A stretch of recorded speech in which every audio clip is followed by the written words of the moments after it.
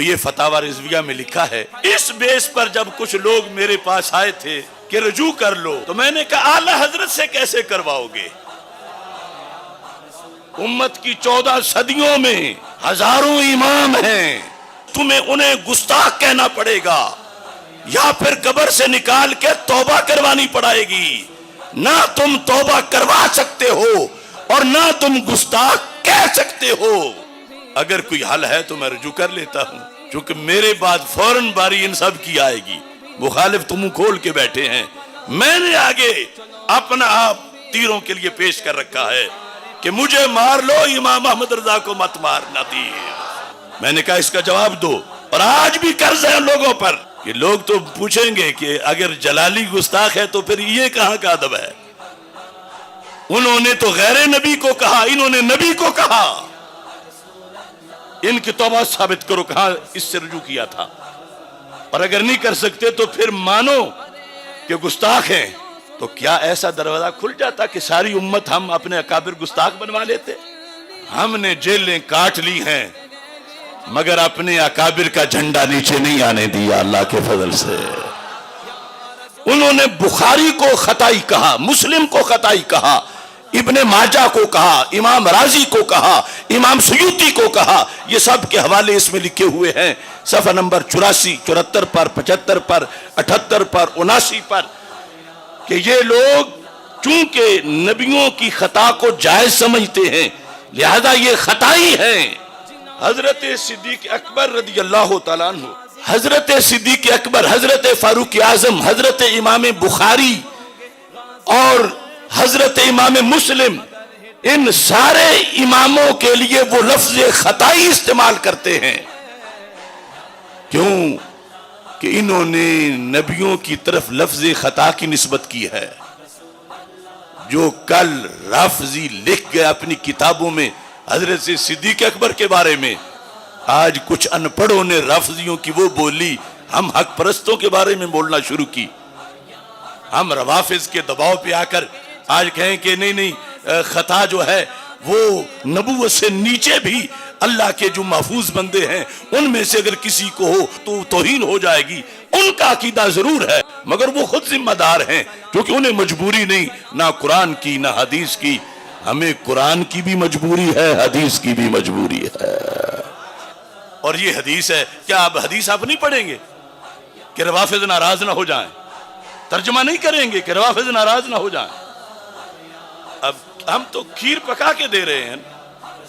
یہ ساتھ حوالہ تقریر کے نظر آئے گا، علیحدہ سکین کر کے دے دیں گے تاکہ کم از کم یہاں سے ہی پڑھ لیں اور اپنے عقیدے کو برباد نہ کریں۔ کیونکہ اگر لفظ کوئی اور رکھ کے حقیقت کسی میں کوئی اور مانی جائے تو حکم تو اس حقیقت پہ لگتا ہے، لفظ پہ نہیں لگتا۔ کہ جب قرآن میں این یغفر لی خطیئتی آیا ہے تو امام صاحب کیسے کہہ سکتے تھے کہ ان سے خطا کا صدور ہو ہی نہیں سکتا؟ لہذا امام صاحب نے عقیدہ لکھا، اور پھر اس کے بعد اگر ہم دیکھیں تو یہ صحیح بخاری شریف میں اگر قرآن پڑھتے پڑھاتے ہوئے، کنز الایمان پڑھتے پڑھاتے ہوئے خطا کی نسبت حضرت ابراہیم علیہ السلام کی طرف کر دی جائے تو توہین نہیں ہے، بالیقین نہیں ہے۔ تو پھر نبیوں سے نیچے کسی ذات کی طرف اگر لفظ خطا کی نسبت کو کوئی توہین کہتا ہے تو فکر رضا کو اس نے چھوڑا ہے یا ہم نے چھوڑا ہے؟ اعلی حضرت کے ادب کو اب چیلنج کیا جانے لگا، اعلی حضرت کی تفسیر کو، اعلی حضرت کے ترجمے کو، اور اپنی کم علمی اور جہالت کی بنیاد پر۔ بسم اللہ الرحمن الرحیم وَمِمَّنْ خَلَقْنَا أُمَّةً يَهْدُونَ بِالْحَقِّ وَبِهِ يَعْدِلُونَ۔ صدق اللہ العظیم وصدق رسولہ النبی الکریم الامین۔ ان اللہ وملائکتہ یصلون علی النبی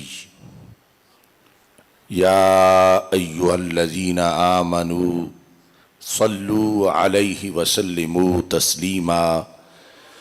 الصلاۃ والسلام علیک یا سیدی یا رسول اللہ وعلی آلک واصحابک یا سیدی یا حبیب اللہ الصلاۃ والسلام علیک یا سیدی یا خاتم النبیین وعلی آلک واصحابک یا سیدی یا خاتم المعصومین مولا صلی وسلم دائما ابدا علی حبیبک خیر الخلق کلہم منزہ عن شریک فی محاسنہ فجوہر الحسن فیہ غیر منقاسم محمد تاج رسل اللہ قاطبۃ محمد صادق الاقوال والکلم محمد ذکرہ روح لانفسنا محمد شکرہ فرد علی الامم رب صلی وسلم دائما ابدا علی حبیبک خیر الخلق کلہم۔ اللہ تبارک و تعالی جل جلالہ وعم نوالہ واتم برہانہ وعظم شانہ وجل ذکرہ وعز اسمہ کی حمد و ثنا اور حضور سرور کائنات مفخر موجودات زینت بزم کائنات دستگیر جہاں غم گسار زماں سید سروراں حامی بے کساں قائد المرسلین خاتم النبیین احمد مجتبی جناب محمد مصطفیٰ صلی اللہ علیہ وآلہ واصحابہ وبارک وسلم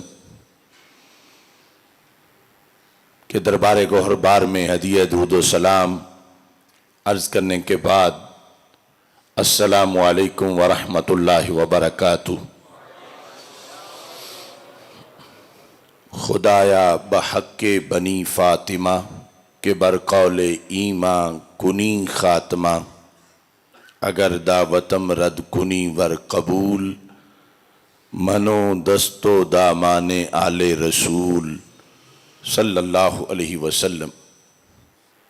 ہم نے آصف کر لیا ہے خوب اپنا انتظام، ہم نے آصف کر لیا ہے خوب اپنا انتظام، بالیقین یہ فیصلہ ہے یاد رکھ لے خاص و عام۔ اہل سنت دے رہے ہیں ہر طرف کامل پیام، دین و دنیا میں ہے کافی سنت خیر الانام۔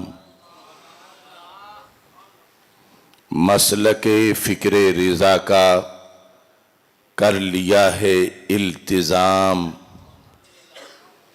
سنیت کا درس دیں گے اس جہاں میں صبح و شام۔ جان عشق مصطفیٰ ہے، عشق ہے اس کا امام، اپنے رب کی بندگی کا ہی رہے گا اہتمام۔ دل تو ہے آل محمد کی محبت کا مقام، دین ہے سارے صحابہ کا مکمل احترام۔ رافضیت خارجیت ناسبیت ہے حرام، اہل سنت ہیں رسول پاک کے سچے غلام۔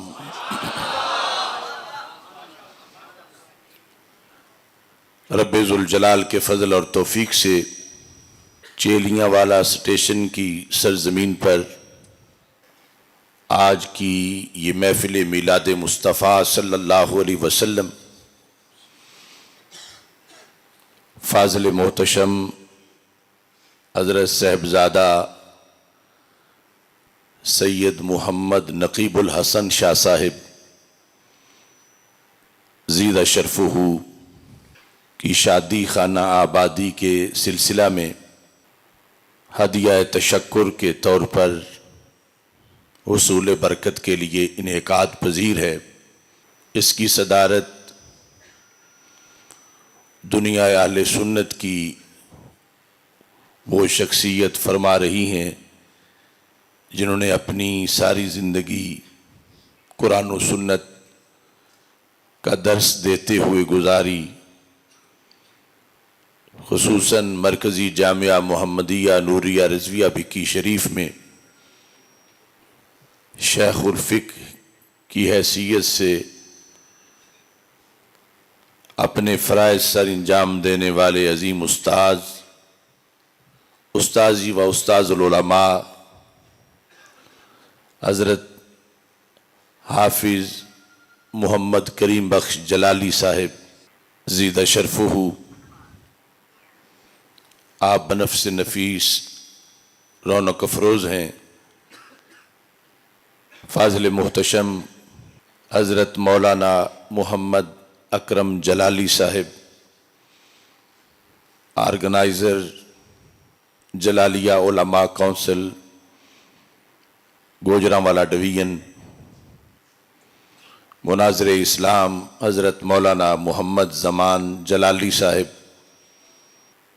تحریک لبیک یا رسول اللہ صلی اللہ علیہ وسلم ضلع منڈی بہاؤالدین کے امیر چودھری محمد نصر اللہ وڑائچ صاحب، اور تحریک صراط مستقیم منڈی بہاؤالدین کے رہنما قاری محمد ارشد جلالی صاحب، کثیر تعداد میں اہل علم، اہل فضل، ارباب فکر و دانش، عاشقان رسول صلی اللہ علیہ وسلم اس اجتماع میں رونق افروز ہیں۔ میری دعا ہے خالق کائنات جل جلالہ اس مجلس کو، محفل کو بابرکت بنائے۔ نبی اکرم نور مجسم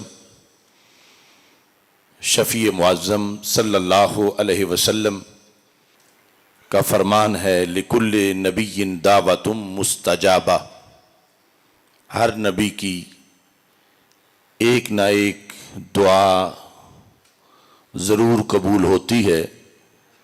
فتعجل کل نبی دعوتہ، وہ خصوصی دعا جو ہر نبی کو اللہ کی طرف سے عطا کی گئی کہ جو چاہو مانگ لو، ہر نبی نے وہ دعا مانگ لی۔ ہمارے آقا صلی اللہ علیہ وسلم فرماتے ہیں انی اختبأت دعوتی، میری اگرچہ روزانہ کئی دعائیں قبول ہوتی ہیں لیکن خصوصی دعا میں نے بچا کے رکھ لی ہے۔ لغوی معنی ہے میں نے چھپا لی ہے۔ کس مقصد کے لیے؟ شفاعۃ لامتی الی یوم القیامہ، کہ قیامت تک جتنی میری امت ہوگی ان سب کے لیے میں قیامت کے دن وہ دعا مانگوں گا اور اس دعا کے ذریعے سے اپنی امت کو جنت میں لے جاؤں گا۔ ہمارے آقا صلی اللہ علیہ وسلم نے ہمیشہ اپنی امت کو یاد رکھا، اور بالخصوص وہ وقت جہاں ماں بیٹے کو بھول جائے گی، بھائی بھائی کو بھول جائے گا، اس قیامت کے دن کے لیے بھی ہمارے آقا صلی اللہ علیہ وسلم نے اپنی امت کو خصوصی طور پر یاد رکھا اور نوازا۔ امت پر جو حقوق عائد ہوتے ہیں ان میں سے سر فہرست یہ ہے کہ ہر خوشی غمی کے موقع پر نبی اکرم نور مجسم شفیع معظم صلی اللہ علیہ وسلم کو کثرت سے یاد کیا جائے، اور اس کا بہترین طریقہ ہے کہ آپ پر کثرت سے درود و سلام پیش کیا جائے۔ ہم اہل سنت و جماعت اصحاب عدل ہیں۔ رب ذوالجلال کی توحید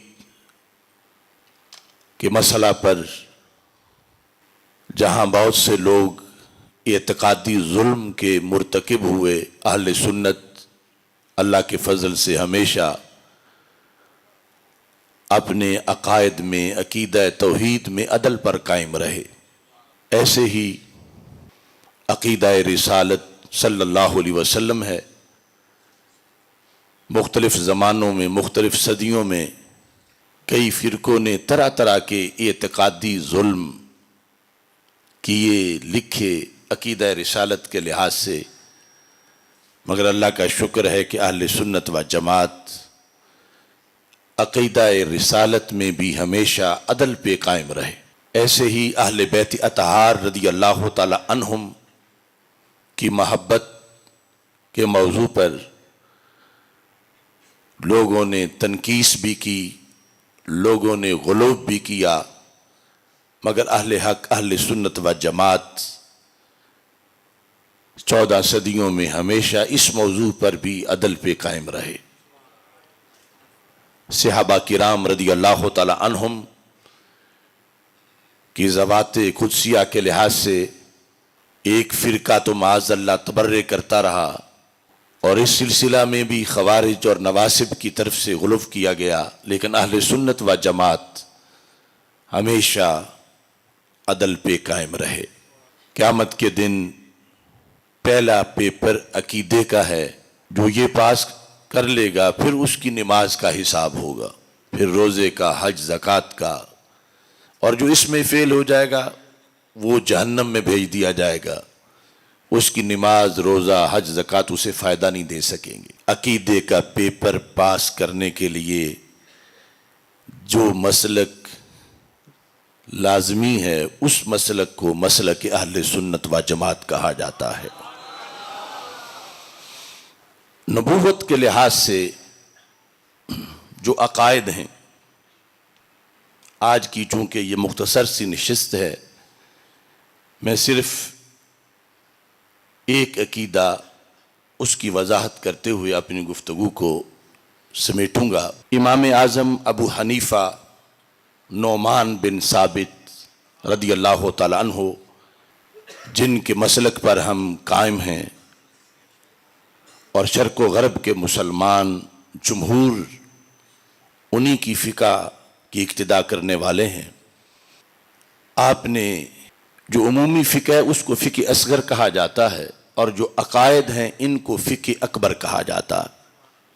تو امام اعظم ابو حنیفہ کی جو فقہ اکبر ہے، اس کے اندر انبیاء علیہم السلام کے بارے میں جو آپ نے عقیدہ لکھا کہ عوام بھی اس عقیدے پر رہیں، خواص بھی اس عقیدے پر رہیں، فقہ اکبر میں اس میں آپ یہ فرماتے ہیں والانبیاء صلوات اللہ علیہم اجمعین کلہم منزہون عن الصغائر والکبائر والکفر والفواحش، کہ تمام انبیاء کرام علیہم السلام،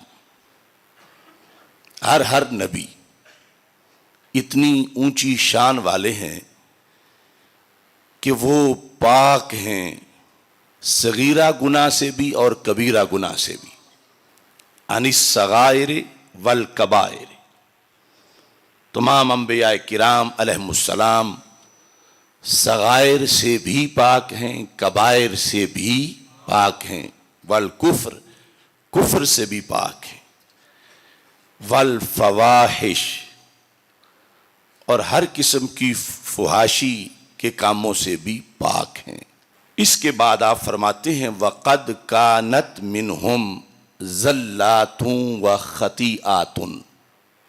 تمام انبیاء کرام علیہم السلام منزہ ہیں صغیرہ گناہ سے، کبیرہ گناہ سے، کفر سے، فحاشی سے، لیکن قد کانت منہم زلات و خطیئات، یہ عقیدے کا سبق ہے، یعنی مومن کو یہ معلوم ہونا چاہیے کہ ان میں سے بعض سے زلات ہوئیں و خطیئات، اور خطیئات کا صدور ہوا۔ یہ امام اعظم ابو حنیفہ رحمۃ اللہ علیہ نے فقہ اکبر میں لکھا۔ تابعین سے لے کر اب تک امت مسلمہ اس پر قائم رہی کہ گناہ نہ صغیرہ ہے نہ کبیرہ ہے، لیکن زلات ہیں.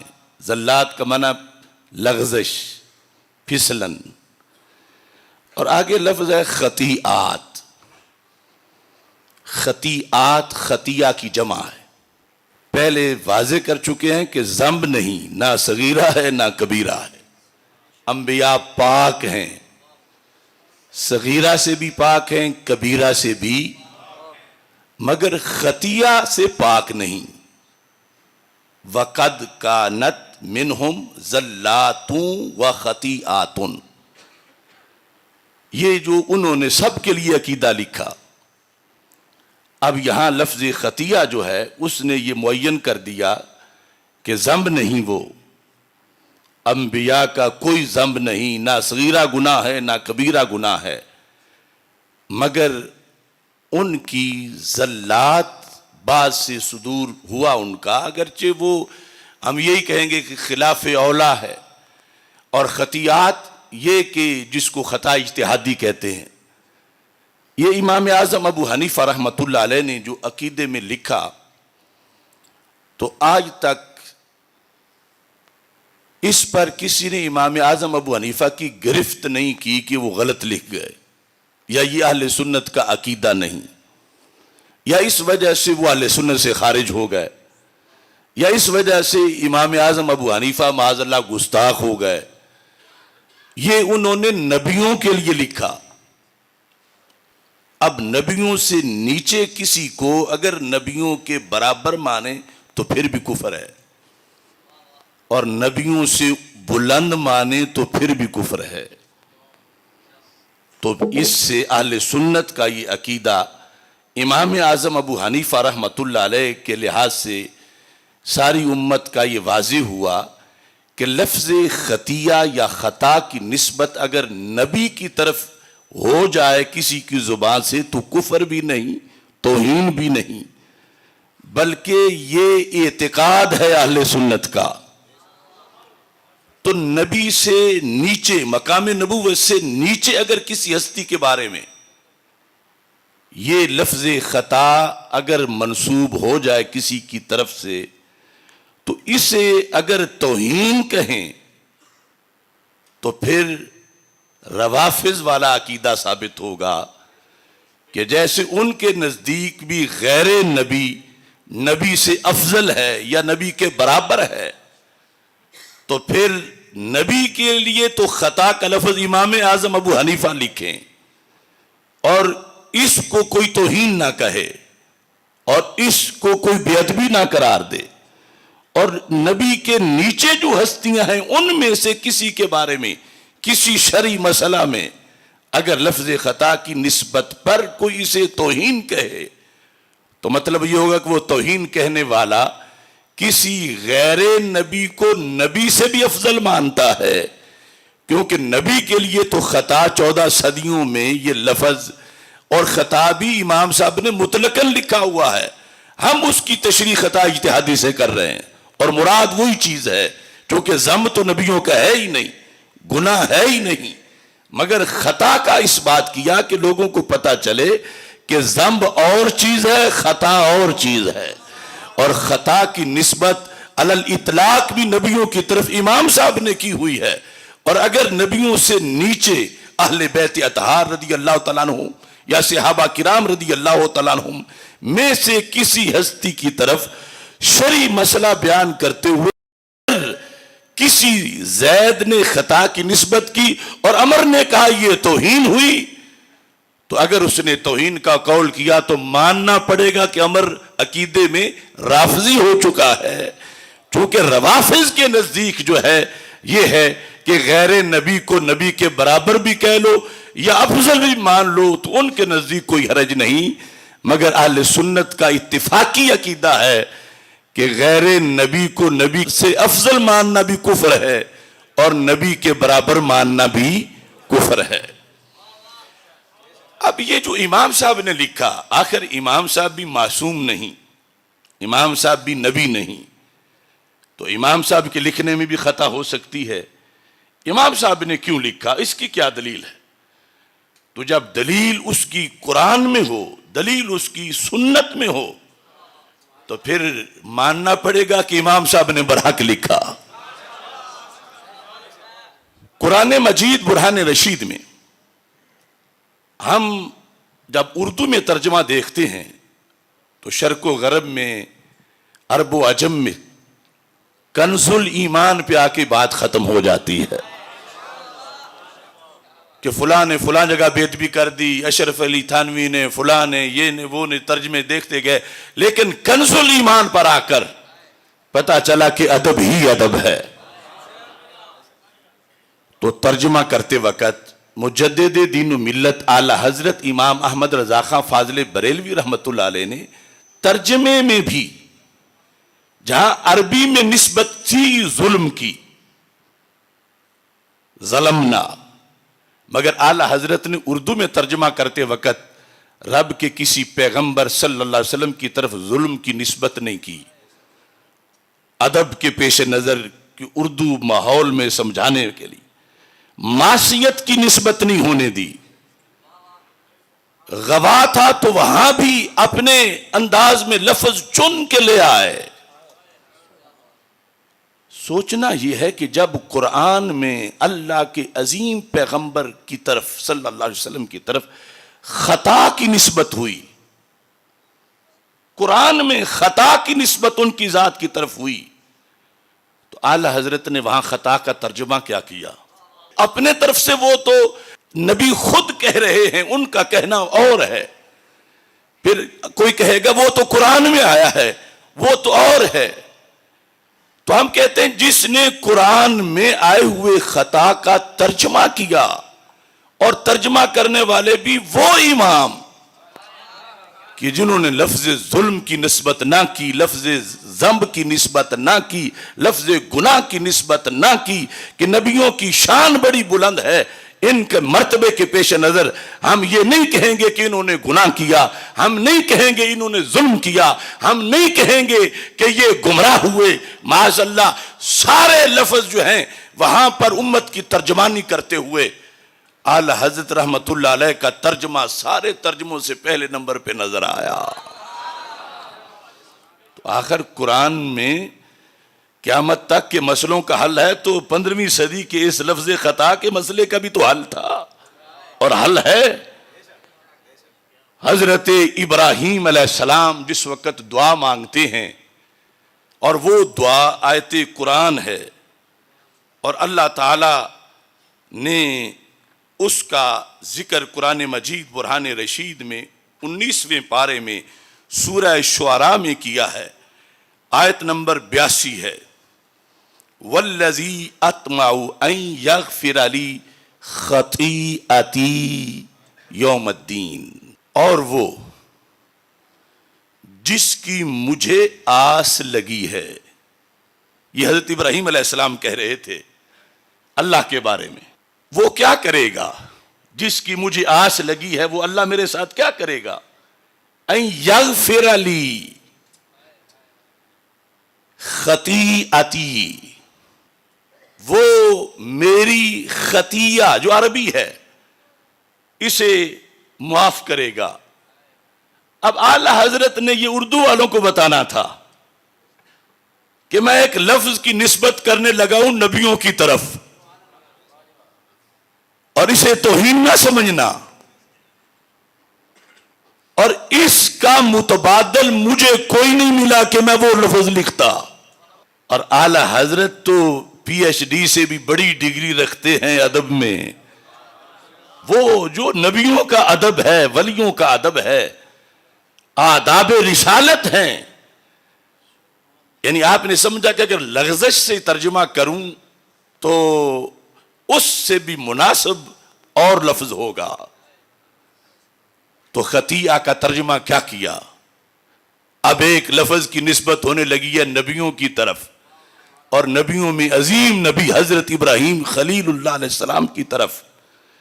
ظاہر ہے کہ اس لفظ کی نسبت اگر حضرت ابراہیم کی طرف اعلی حضرت کر دیں اور توہین نہ ہو، تو پھر نبیوں کے نیچے کسی ذات کی طرف اگر شرعی مسئلے میں اسی لفظ کی نسبت ہو تو پھر توہین، سارے بولو توہین، توہین، بے ادبی. تو اعلی حضرت فرماتے ہیں والذی اطمع ان یغفر لی خطیئتی یوم الدین، اور وہ جس کی مجھے آس لگی ہے کہ میری خطائیں قیامت کے دن بخشے گا. میری خطائیں. خطیئتی کا ترجمہ کیا ہے؟ اور ذکر کس کا ہو رہا ہے؟ حضرت ابراہیم علیہ السلام کا. ذکر کس کا ہے؟ حضرت، اور وہ بالیقین اللہ کے نبی ہیں، اور اللہ کے نبی کی طرف لفظ خطا کی نسبت کی گئی ہے.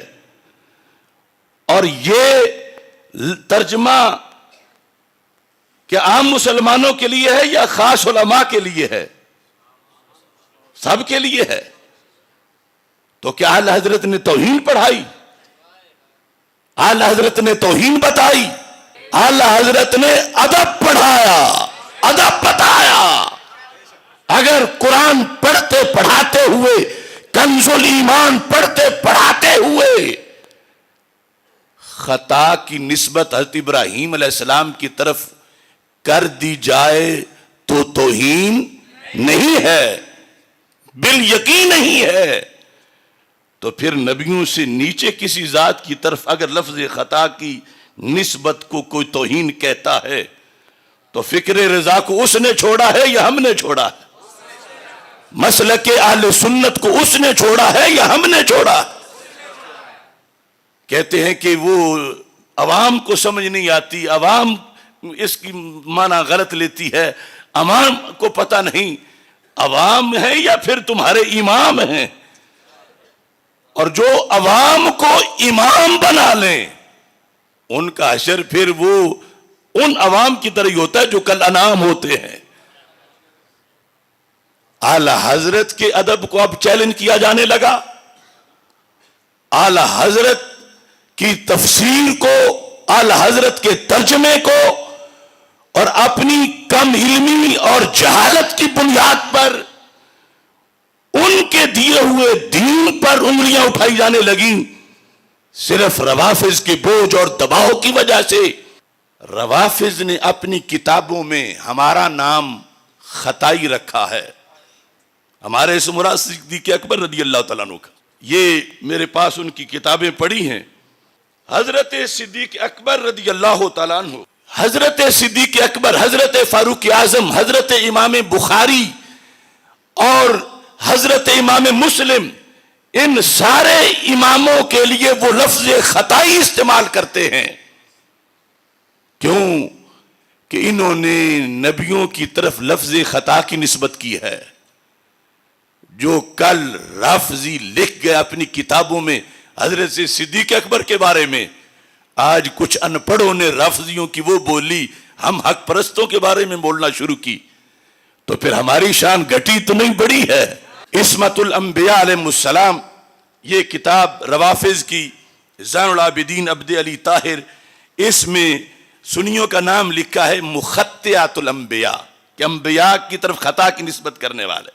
اور کہا یہ بے ادب لوگ ہیں معاذ اللہ، یہ مخطئ ہیں، یہ خطائی ہیں. ایسی ہوا چلی کہ جو ان کی بولی تھی وہ کچھ ہمارے اپنوں نے بولنا شروع کر دی.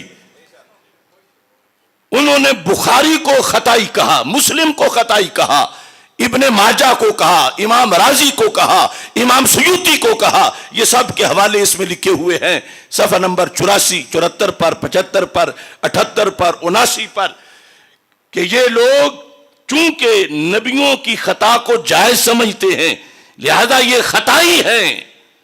تو جس بیس پہ کل کے روافظ نے اہل سنت کے اماموں کو کوسا، آج ان پڑھوں کو یہ سمجھنا آئی کہ ہم ان کی بولی بول رہے ہیں. انہوں نے تو بولنی تھی. وہ جب حضرت صدیق اکبر کے خلاف بولتے ہیں، میں اور تم، ہم کس کھیت کی مولی ہے کہ ہمارے خلاف نہیں بولیں گے؟ اور ہمیں یہ پسند بھی نہیں کہ انہیں تو گالی دیں، ہمیں نہ دیں. لیکن سوچنا ان کو چاہیے کہ جو اپنا مسلک چھوڑ کے غیروں کی ہڈیاں چوستے پھر رہے ہیں کہ اپنے مسلک پہ قائم رہو. اب امام اعظم ابو حنیفہ کو روافظ خطائی کہتے ہیں، کہ انہوں نے کہا کہ انبیاء علیہ السلام کی نسبت کی طرف خطایا کی نسبت ہو سکتی ہے. اب امام صاحب کو مجبوری قرآن کی ہے کہ قرآن میں ہے ان یغفر لی خطیئتی. امام صاحب کو مجبوری حدیث کی، ابھی میں وہ پڑھوں گا. اور وہ جو ہیں روافض، انہیں نہ قرآن کی مجبوری ہے، انہیں نہ حدیث کی مجبوری ہے. ہمارے امام کو بھی مجبوری ہے، ہمیں بھی مجبوری ہے. تو جو میں نے فقہ اکبر سے عقیدہ امام اعظم ابو حنیفہ کا پڑھ کے تمہیں سنایا، جس کے مطابق ہم سنی ہیں، اور ہماری اس بیان پر اعتراض کرنے والے رافضی قرار پاتے ہیں، اس کی دلیل میں نے اپنی طرف سے آج صدیوں بعد کہ امام صاحب نے اس کے پیش نظر کہا کہ جب قرآن میں این یغفر لی خطیئتی آیا ہے تو امام صاحب کیسے کہہ سکتے تھے کہ ان سے خطا کا صدور ہو ہی نہیں سکتا. لہذا امام صاحب نے عقیدہ لکھا، اور پھر اس کے بعد اگر ہم دیکھیں تو یہ صحیح بخاری شریف میں وہی چیز موجود ہے. یہ عمدۃ القاری شرح بخاری، یہاں صحیح بخاری کی حدیث میں پڑھ کے سناتا ہوں جس میں قیامت کے دن کا تذکرہ ہے.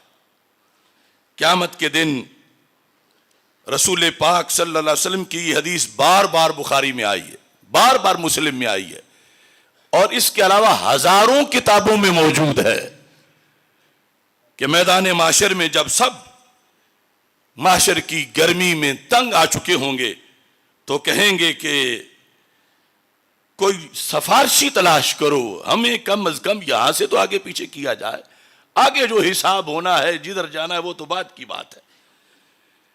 تو ہمارے آقا صلی اللہ علیہ وسلم سے حضرت انس رضی اللہ تعالیٰ عنہ روایت کرتے ہیں کہ سارے اکٹھے ہو کے جائیں گے حضرت آدم علیہ السلام کے پاس. فیأتون آدم، میں مختصر کر رہا ہوں، فیقولون انت آدم ابو الناس، آپ آدم علیہ السلام ہو، ساری انسانیت کے ابا جی ہو. خلقک اللہ بیدہ، رب نے تجھے اپنے ہاتھ سے پیدا کیا.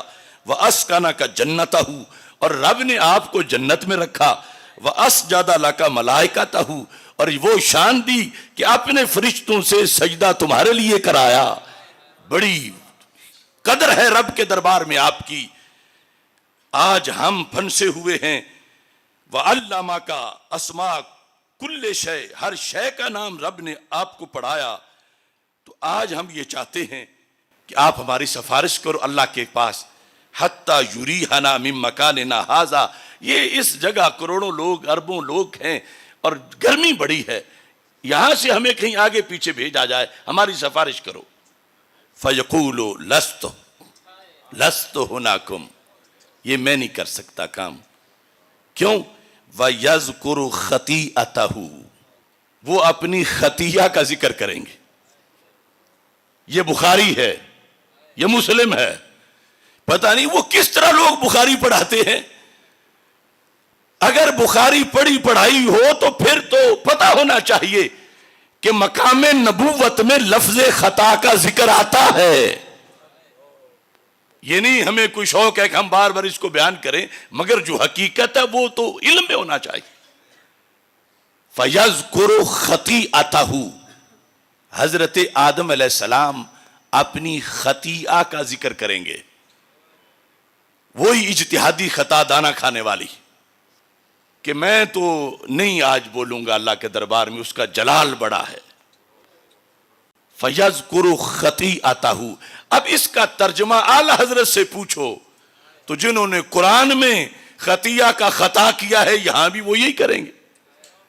ابھی میں حدیث سے پڑھ کے دکھا دیتا ہوں، حدیث کا ترجمہ فتاوی رضویہ شریف سے.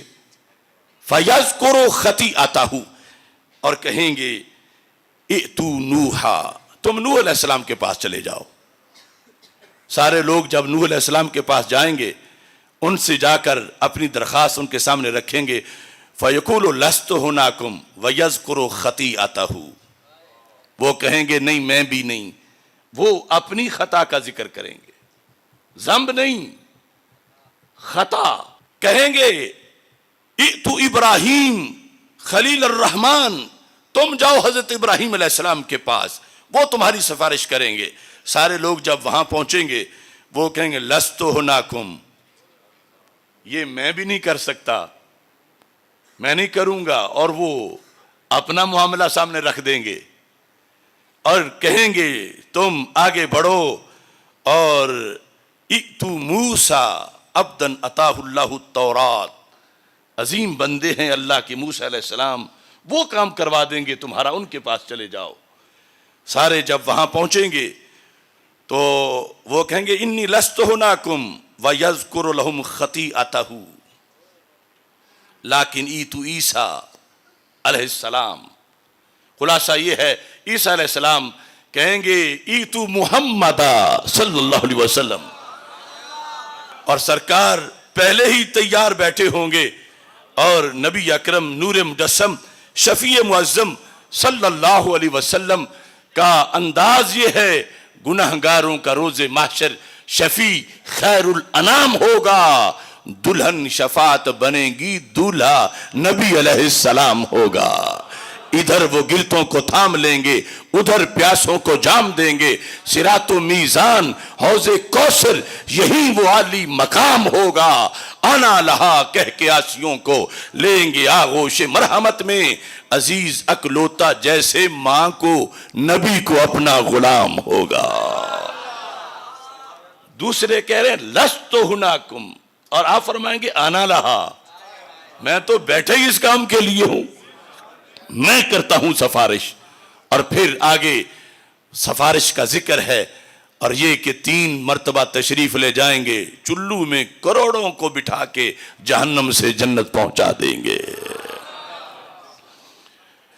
پوری حدیث کا مضمون بڑا طویل ہے، لیکن میں نے امام اعظم ابو حنیفہ کا جو عقیدہ آپ کے سامنے پڑھا فقہ اکبر سے، پہلے اس کی دلیل قرآن سے پیش کی، اور اب دلیل بخاری سے پیش کر رہا ہوں۔ اللہ تعالیٰ کے کتنے عظیم انبیاء علیہ السلام کا یہاں تذکرہ ہے، اور یہ سرکار کی حدیث ہے، سرکار نے ان کی کوئی توہین نہیں کی معاذ اللہ، کہ نبیوں کی طرف خطا کی نسبت کر کے سرکار نے ان کو کوئی مقام پست کیا ہو یا کوئی توہین کی ہو، یا جو کہے کہ توہین کی وہ اپنا ایمان کیسے بچائے۔ تو یہ بخاری ہے، اسے ہم چھوڑ نہیں سکتے حدیث کی وجہ سے، حدیث سرکار کی ہے۔ ہم روافظ کے دباؤ پہ آ کر آج کہیں کہ نہیں خطا جو ہے وہ نبوت سے نیچے بھی اللہ کے جو محفوظ بندے ہیں ان میں سے اگر کسی کو ہو تو توہین ہو جائے گی، ان کا عقیدہ ضرور ہے، مگر وہ خود ذمہ دار ہیں، کیونکہ انہیں مجبوری نہیں، نہ قرآن کی نہ حدیث کی۔ ہمیں قرآن کی بھی مجبوری ہے، حدیث کی بھی مجبوری ہے۔ فَيَذْكُرُ خَطِيئَتَهُ خَطِيئَتَهُ، اس بیس پہ روافظ نے کہا بخاری خطائی ہے۔ انہیں تو حیا نہیں کسی کی کہ یہ حدیث کیوں ذکر کی، وہ کہتے ہیں گھڑ کے ذکر کی۔ وہ کہہ لیں، لیکن میں اور تو نہیں کہہ سکتے کہ گھڑ کے ذکر کی۔ انہوں نے جانا ہے جہنم میں، ہم نے اسی بخاری کے ہاتھ پہ جانا ہے جنت میں۔ قرآن میں خطیہ کا ذکر آیا اور حدیث میں ذکر آیا، تو پتہ چلا اب معنی پر اگر کوئی جھگڑا کرتا ہے تو خطا کا اور معنی کوئی کیا کرے گا۔ میں نے اعلیٰ حضرت سے کروا دیا، اپنے گھر میں کنز الایمان سے دیکھ لو 19ویں پارے میں خطائیں کا لفظ، اور حدیث کا دیکھنا ہے تو پھر فتاوی رضویہ شریف میں حدیث کے تراجم جو جہاں موجود ہیں، یہ 30ویں جلد فتاوی رضویہ شریف کی ہے، یہاں 186 صفحے پر حدیث کا ذکر ہے، لَمَّا اقْتَرَفَ آدَمُ الْخَطِیئَةَ، وہی جس کا ذکر بخاری میں ہے کہ میں نہیں سفارش کروں گا کہ میری یہ خطیہ ہے، یذکر خطیئتہ، وہ حدیث لَمَّا اقْتَرَفَ آدَمُ الْخَطِیئَةَ، اقترف کا مطلب ہے ارتکاب کیا۔ اب خطیہ کا معنی کیا کریں؟ تو یہ فتاوی رضویہ میں لکھا ہے، یعنی آدم علیہ السلام نے خطا کا ارتکاب کیا۔ اس بیس پر جب کچھ لوگ میرے پاس آئے تھے کہ رجوع کر لو، تو میں نے کہا اعلیٰ حضرت سے کیسے کرواؤ گے؟ اگر طریقہ ہے تو پھر شروع کر لو سلسلہ، ورنہ یہ دروازہ مت کھولو، قیامت تک بند نہیں ہوگا۔ امت کی 14 صدیوں میں ہزاروں امام ہیں، یا انہیں تمہاری زبان سے انہیں گستاخ کہنا پڑے گا، یا پھر قبر سے نکال کے توبہ کروانی پڑے گی۔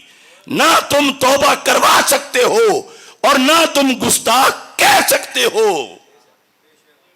اگر کوئی حل ہے تو میں رجوع کر لیتا ہوں، چونکہ میرے بعد فوراً باری ان سب کی آئے گی۔ مخالف تو منہ کھول کے بیٹھے ہیں، میں نے آگے اپنا آپ تیروں کے لیے پیش کر رکھا ہے کہ مجھے مار لو، امام احمد رضا کو مت مارنا تیر۔ میں نے مجدد صاحب کے سامنے اپنا سینہ تان کے رکھا، میں نے داتا گنج بخش کی طرف انہیں نہیں جانے دیا، میں نے بخاری مسلم سے ان بھونکنے والوں کو روک کے رکھا کہ مجھے خطائی کہو، انہیں نہ کہنا، میں تمہارے سامنے ہوں۔ میں نے تو یہ جنگ لڑی، میں نے کہا اس کا جواب دو، اور آج بھی قرض ہے لوگوں پر کہ لوگ تو پوچھیں گے کہ اگر جلالی گستاخ ہے تو پھر یہ کہاں کا ادب ہے؟ انہوں نے تو غیر نبی کو کہا، انہوں نے نبی کو کہا۔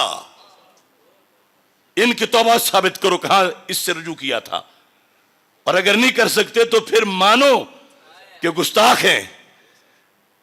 تو کیا ایسا دروازہ کھل جاتا کہ ساری امت ہم اپنے اکابر گستاخ بنوا لیتے؟ ہم نے جیلیں کاٹ لی ہیں مگر اپنے اکابر کا جھنڈا نیچے نہیں آنے دیا اللہ کے فضل سے۔ اور دلیل ہے، جیے تو دلیل کے ساتھ کوئی جیے، لائیں اس کا جواب۔ قیامت آ سکتی ہے، سورج مغرب سے طلوع ہو سکتا ہے، ان لوگوں میں کسی کے پاس سنی مسلک پہ قائم رہ کے دلیل نہیں ہے۔ ہاں رافضی بن کے ہے، مگر وہ تو جہنمی بننا ہے۔ دلیل دیتے دیتے اگر جہنمی بن جائے تو اس دلیل کا کیا فائدہ؟ تو یہ امام اعظم ابو حنیفہ رحمت اللہ علیہ کا ایک قول، میں نے اس کی دلیل تمہارے سامنے نبوت کے عقیدے کے لحاظ سے قرآن سے بھی رکھی اور حدیث سے بھی رکھی۔ اور اتفاق یہ ہے کہ میرے پاس بہت سی شروحات ہیں، یہ کتاب مجھے میرے استاد صاحب نے تحفے میں دی ہے، عمدۃ القاری جی، استادوں کی شرح بخاری جو آپ مطالعہ فرماتے رہے ہیں زندگی بھر، آج میں اسی سے دیکھ کے یہ حوالہ پیش کر رہا ہوں۔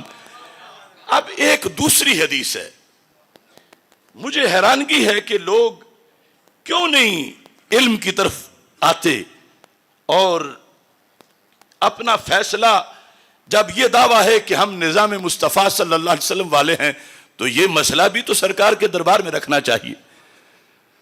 اللہ کے رسول صلی اللہ علیہ وسلم کا اس کے بارے میں کیا حکم ہے، کیا فیصلہ ہے؟ میں ایک دوسری حدیث کے آئینے سے مسئلے کو تھوڑا سا آسان بنا کے رکھنا چاہتا ہوں۔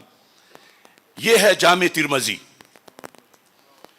اس کے اندر جلد نمبر 3 صفحہ نمبر 382 حدیث نمبر 2499، حضرت انس رضی اللہ تعالیٰ عنہ راوی ہیں، اور لفظ اتنے آسان ہیں کہ جو دارالعلوم پڑھنے نہیں گئے ان کو بھی ترجمہ آئے گا۔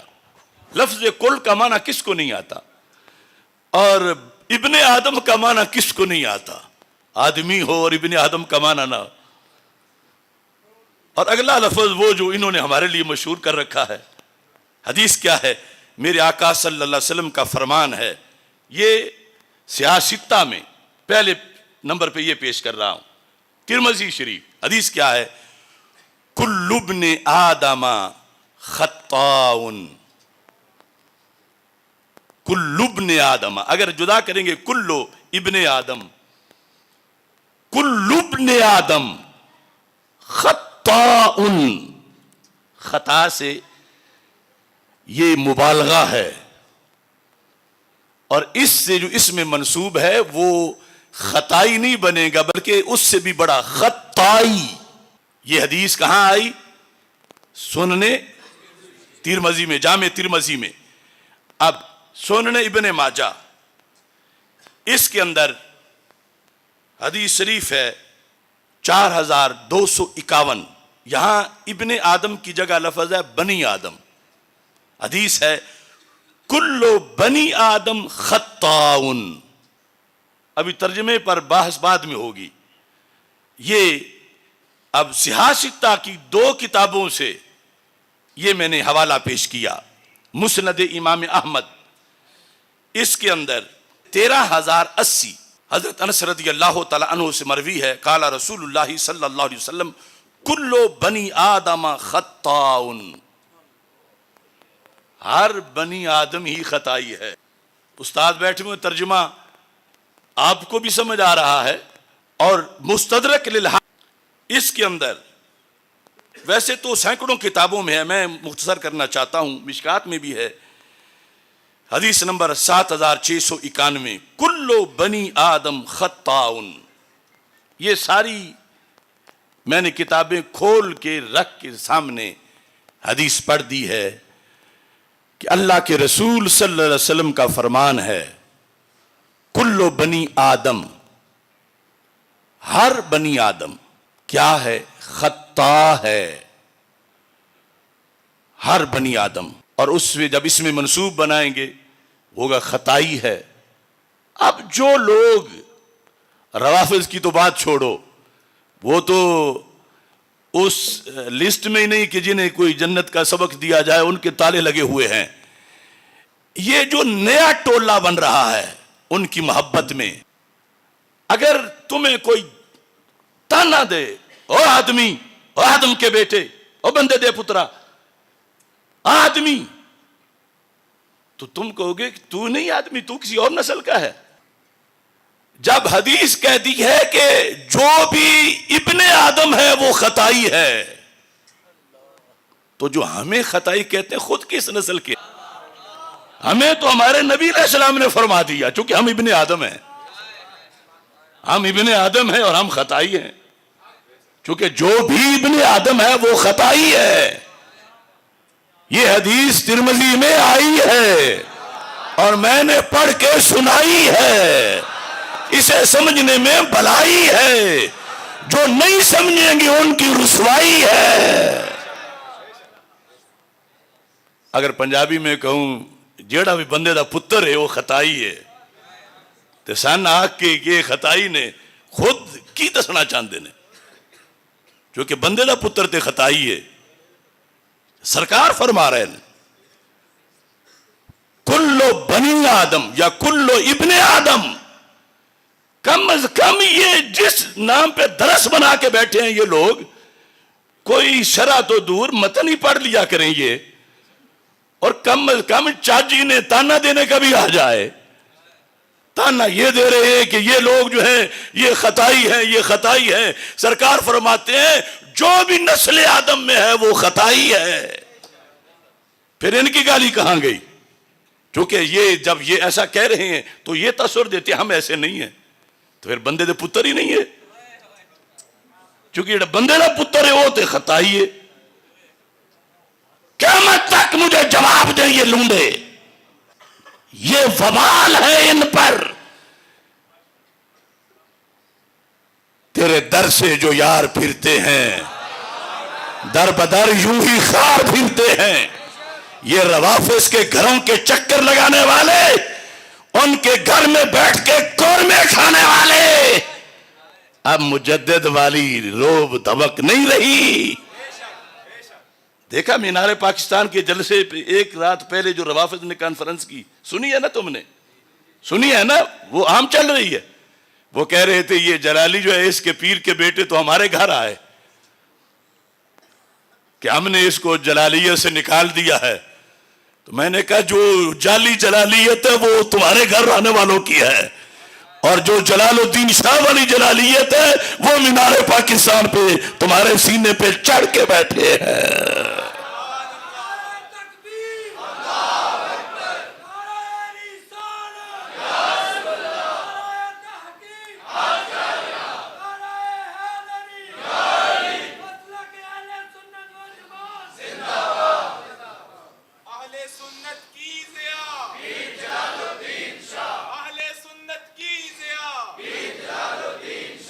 اب اس کی دو شروحات میں آپ کے سامنے رکھنا چاہتا ہوں. میں صرف خطائی کہنے والوں کو آئینہ اسے دکھانا چاہتا ہوں، باقی مسئلہ بھی اس میں ہے. استاد محترم باقی شیوخ الحدیث اسی مسئلے سے فیصلہ کرنا بڑا آسان ہے کہ جو 3-4 سال سے مسئلہ چلا ہوا ہے کہ اس کا حدیث میں مسئلہ کیا لکھا ہے کہ کل بنی آدم خطاؤن، بنی آدم کے ہر فرد کا تذکرہ ہے اور ان کی طرف خطا کی نسبت ہے. اور یہ حدیث ہے. کیا آپ حدیث آپ نہیں پڑھیں گے کہ روافض ناراض نہ ہو جائیں؟ ترجمہ نہیں کریں گے کہ روافض ناراض نہ ہو جائیں؟ حضرت شیخ عبدالحق محدث دہلوی رحمت اللہ علیہ اشیاۃ اللمعات کے اندر جب اس حدیث کا ترجمہ کرتے ہیں تو آپ فرماتے ہیں اکثر فرزندان آدم کے در حکم کل اند خطا کنندان، صرف نبیوں کو نکالنے کے لیے کہ نبی مستثنا ہے. اگر خطا کا معنی خطا اجتہادی نہیں لینا، اگر لینا ہے تو پھر ان کی طرف بھی نسبت وہ امام صاحب نے لکھی. اور لکھتے لکھتے یہ جملہ چیلنج ہے قیامت تک ان لوگوں کے لیے. فرماتے ہیں کہ ہر کے ہست از آدمیاں، یعنی جو بھی آدمی ہے، جو بھی جز انبیاء صلوات اللہ وسلام علیہم، سوائے نبیوں کے کہ معصوم اند، چونکہ وہ معصوم ہیں. کہتے ہیں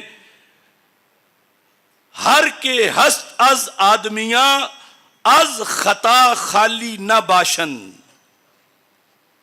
جو بھی آدمیوں میں سے ہے سوائے نبیوں کے، چونکہ وہ معصوم ہیں.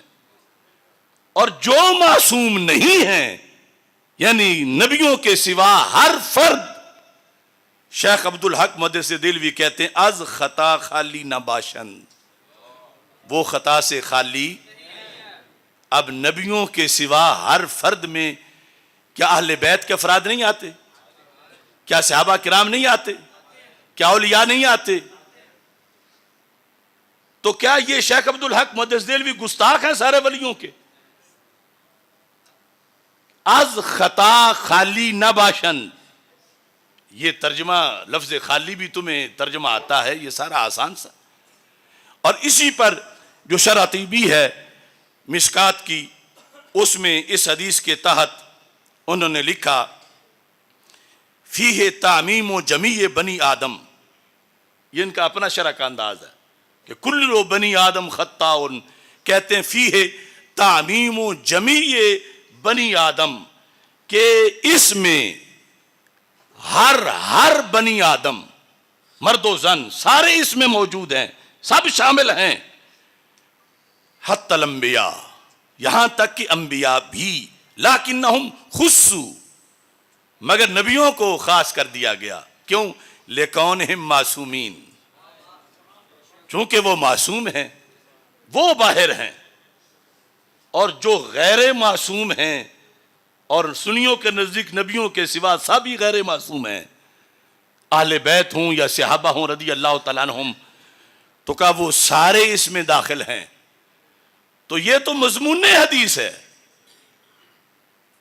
کہ انبیاء علیہ السلام کے سوا اگر عقیدہ سنیوں والا ہے تو پھر از خطا خالی نہ باشن. انہوں نے مطلقاً لکھا، حالانکہ جو ہمارا مسئلہ چھڑا وہ خطا اجتہادی کا تھا. اول بھی بتایا اسی تقریر میں، آخر بھی بتایا اسی تقریر میں. یہاں انہوں نے مطلقاً یہ لکھا، تو پھر کیا یہ کتابوں والا دین دفن کر دیا جائے معاذ اللہ؟ یہ حدیثیں ساری چھوڑ دی جائیں کہ میرا ماموں نہیں مانتا، میرا چچا نہیں مانتا، میرا سسر نہیں مانتا، میرا فلاں نہیں مانتا. تو ہم نے کلمہ چچا سسر کا نہیں پڑھا، سرکار مدینہ کا پڑھا ہے. اور اگر کسی کے پاس جواب ہے تو قیامت تک لے آئے، مہلت قیامت تک کی ہے، چونکہ صدیوں تک بھی نہیں بنے گا. صرف اپنے حجروں میں بیٹھ کے کڑ سکتے ہیں، مگر پڑھ لیں تو مسئلہ حل ہو جائے. اور یہ بات بھی یاد رکھیں، جب ہم نے دبایا کہ ہمارے سنیوں میں کچھ لوگ رافضی بن گئے ہیں اور وہ انبیاء علیہ السلام کے علاوہ کو بھی معصوم مان رہے ہیں، یہاں تک کہ سیدہ طیبہ طاہرہ سیدہ فاطمۃ الزہرا رضی اللہ تعالی عنہا کو وہ معصوم مانتے ہیں، کچھ لوگوں نے تو بول کے کہا، کچھ لوگ خود آہستہ رہتے ہیں لیکن ان کا ماموں بول کے کہتا ہے کہ سیدہ پاک معصومہ ہے. اور وہ ہمارے بکی شریف اور ارد گرد ہم جب تقریر سنتے ہیں تو کہتے ہیں دیکھو جی فلاں بندہ نے وہ سیدہ پاک محفوظہ عن الخطا ہیں اور ان کی طرف خطا کی نسبت کر دی. ان پڑھوں کو اتنا نہیں پتا کہ محفوظ کا مطلب ہی یہ ہوتا ہے کہ جس سے خطا کا صدور تو ہو مگر وہ باقی نہ رہے.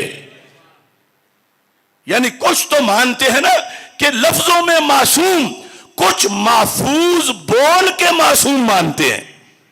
یعنی محفوظ کی ڈیفینیشن آج تک نہیں آئی کہ محفوظ جب اللہ نے حفاظت کر رکھی ہے تو پھر ان سے گناہ کا صدور ہو ہی نہیں سکتا، پھر خطا کا صدور ہو ہی نہیں سکتا. حالانکہ جو معاملہ تھا وہ خطا اجتہادی کا تھا.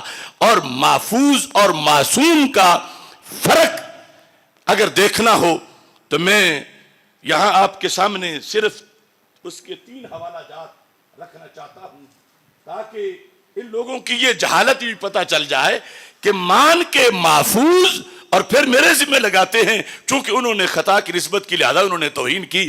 حالانکہ محفوظ کی طرف خطا کی نسبت توہین کب بنے جب حدیث میں معصوم کی طرف بھی، آیت میں معصوم کی طرف بھی ہے اس اجتہادی کے لحاظ سے، تو محفوظ کی طرف کیسے بنے؟ اور پھر محفوظ کا تو تعریف ہی یہ ہے، فرق یہ ہے معصوم اور محفوظ میں.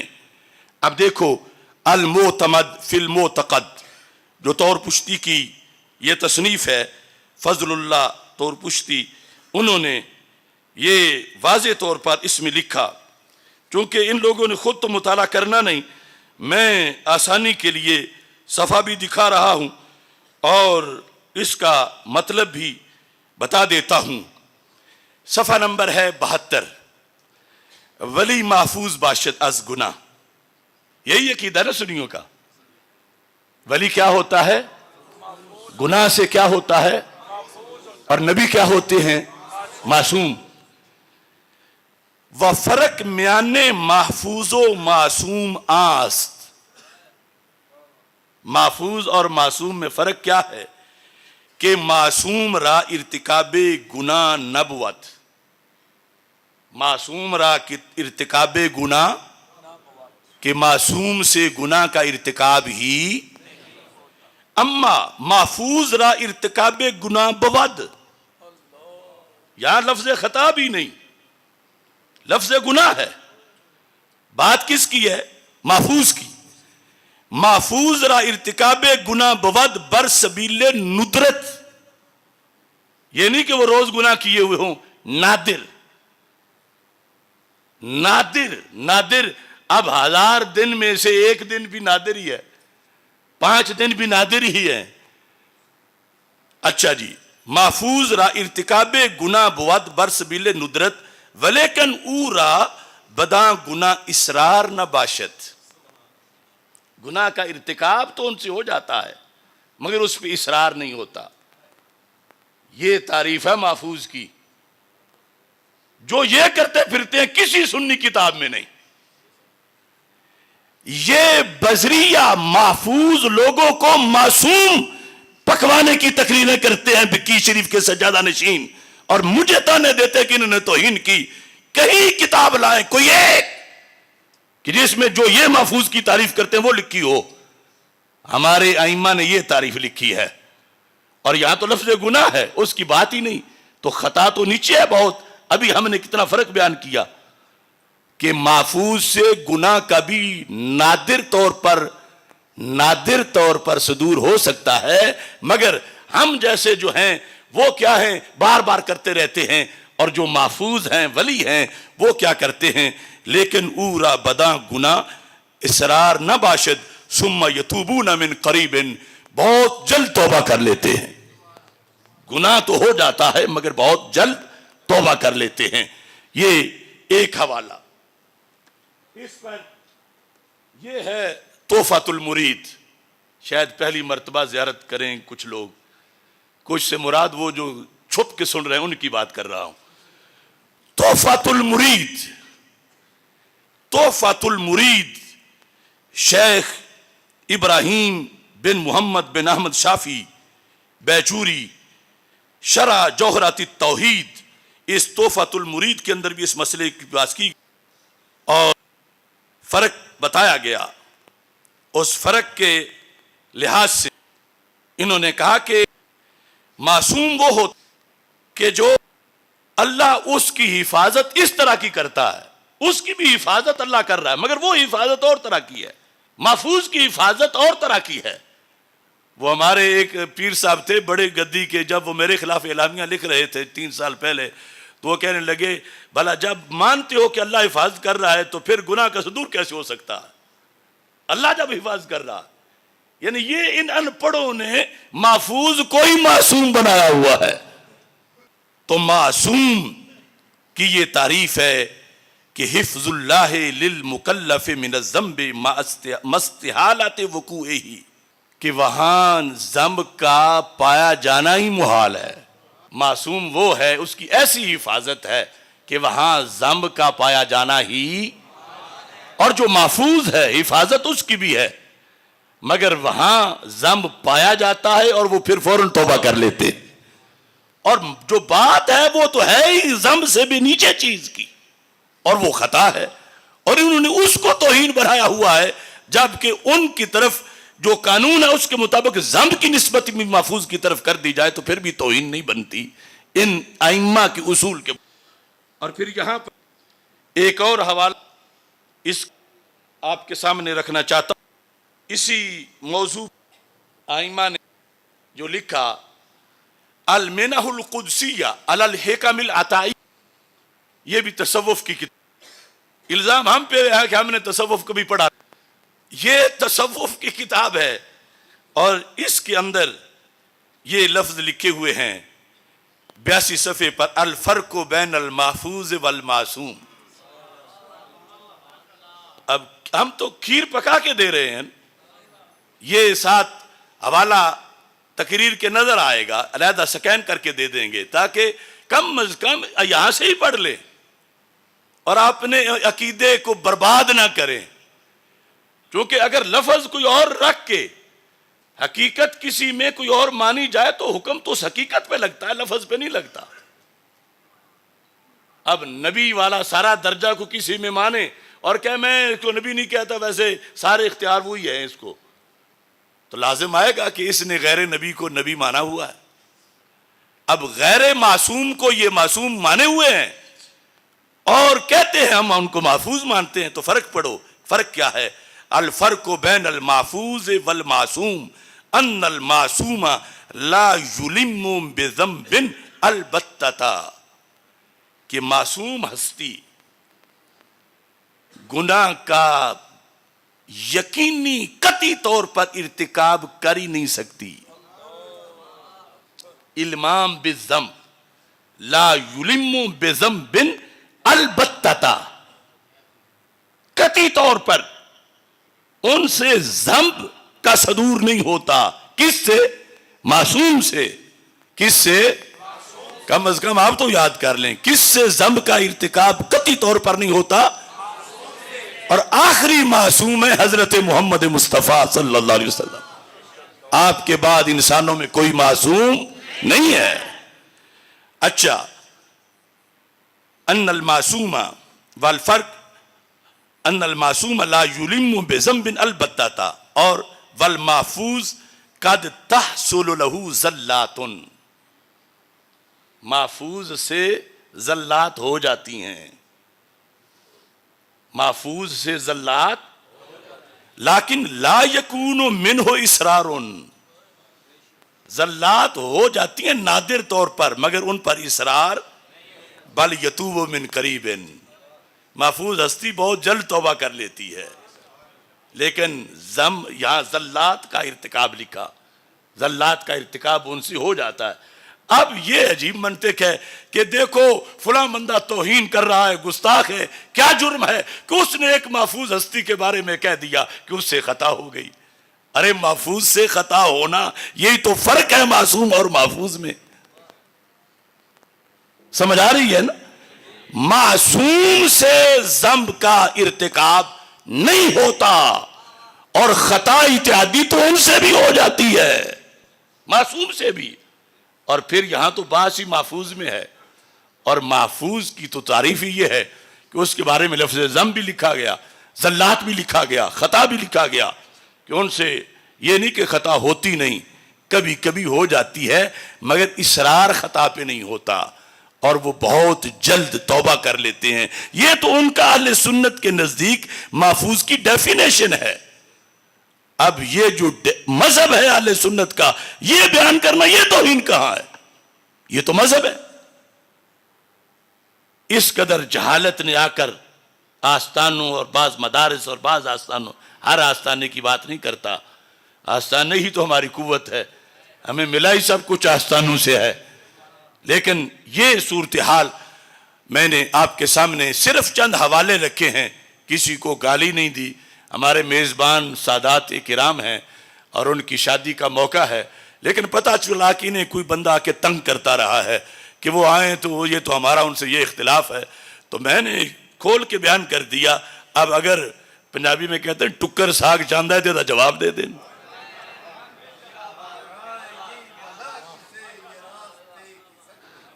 یہ 2 دن 4 دن نہیں، سال کے بعد 2 سال بعد کتابیں لے آئیں۔ یہ نہیں کہ گالی دے جو کہ پورا والیوم مکمل کر دیں۔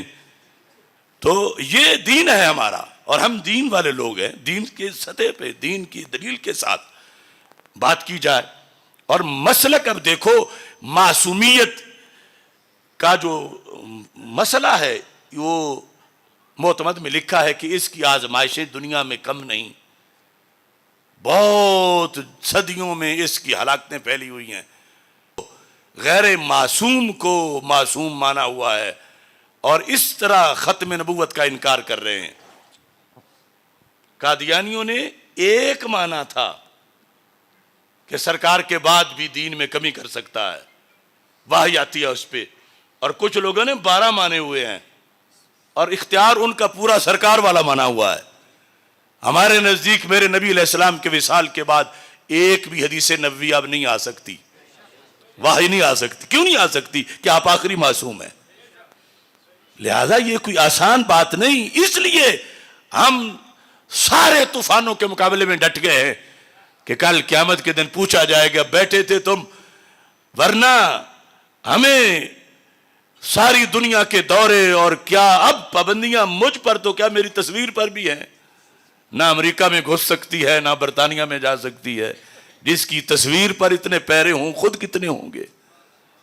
صرف اسی لیے کہ ہم نے اس مسلک پہ کمپرومائز نہیں کیا۔ اور اسی پر آج اپنی بات ختم کر رہا ہوں۔ اللہ تعالیٰ اس موقع کو مزید بابرکت بنائے۔ قبلہ سید نقیب الحسن شاہ صاحب رب ذوالجلال ان کی صلاحیتوں کے اندر مزید برکتیں عطا فرمائے۔ میں یہ سارے اداروں میں جو امریکہ تک ہے، میرے خلاف چونکہ وہاں بھی کتابیں لکھی گئیں، میرا انکار بہت مشہور ہے، اور میں یہ سمجھتا ہوں یہ گوندل گھر میں پیدا ہونے کی وجہ سے نہیں، یہ کربلا کے سیدوں کے ہاتھ پہ مرید ہونے کی وجہ سے حسینی انکار ہے۔ اس انکار کی بنیاد پر میں یہ کہتا ہوں، اگر ہم عشق کی وادی کے 9 وارد مکی ہوتے، مرض بڑھنے سے پہلے ہی دوا تبدیل کر لیتے، نصاب عاشقی میں یہ روا ہوتا تو پھر ہم بھی گھٹن کے خوف سے آب و ہوا تبدیل کر لیتے۔ امریکہ برطانیہ والے کہتے ہیں پاکستان میں رہ کے زندہ کیسے ہو، اور ہم تجھے بلا نہیں سکتے، پھر ہم دعائیں دے سکتے ہیں؟ تو میں کہتا ہوں دعاؤں پر ہی بہت شکریہ۔ نصاب عاشقی میں یہ روا ہوتا تو پھر ہم بھی گھٹن کے خوف سے آب و ہوا تبدیل کر لیتے، اگر مسلک میں تبدیلی روا ہوتی دباؤ میں تو شاید ہم بھی کچھ فکر رضا تبدیل کر لیتے. خطائے اجتہادی میں اگر بوئے گناہ ہوتی، تھوڑی سی سمیل بھی ہوتی گناہ کی اس لفظ میں، خطائے اجتہادی میں اگر بوئے گناہ ہوتی تو ہم فی الفور ہی لفظ خطا تبدیل کر لیتے. اگر موقف بدلتا فضل حق کا کالے پانی میں تو ہم بھی سختیوں میں راستہ تبدیل کر لیتے. اب ان سے کہتا ہوں اگر جا بیٹھنا تھا تم نے اب غیروں کی مجلس میں تو پہلے ہی اکابر کا پتہ تبدیل کر لیتے. اور یہ جو انکار ہے امام حسین رضی اللہ تعالی عنہ نے حسینیوں کو سکھایا، اور میں کہہ رہا ہوں کر رہے ہیں جو تجاوز جو انصاف سے، کر رہے ہیں بغاوت جو اسلاف سے، اہل سنت کے مسلک سے اوصاف سے. ایسے پیران کو، ایسے انسان کو میں نہیں مانتا، میں نہیں مانتا. جس میں سچے عقائد سے انکار ہو، جھوٹ کی لغو و باطل کی پرمار ہو، جس کے قائل پہ لعنت کی پھٹکار ہو، ایسی تحریر کو، ایسی تقریر کو میں نہیں مانتا، میں نہیں مانتا. کس لیے میں ڈروں جھوٹے افکار سے، کس لیے میں رکوں حق کے اظہار سے.